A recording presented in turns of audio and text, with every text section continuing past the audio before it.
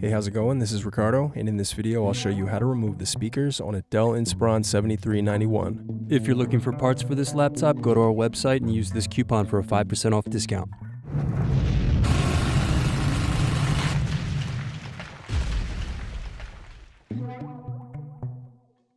First unscrew, then use fingers to separate and remove base cover.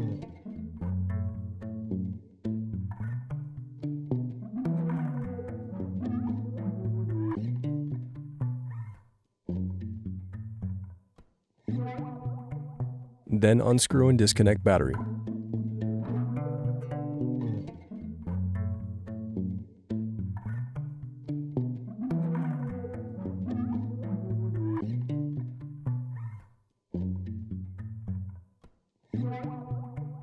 Now disconnect and remove speakers.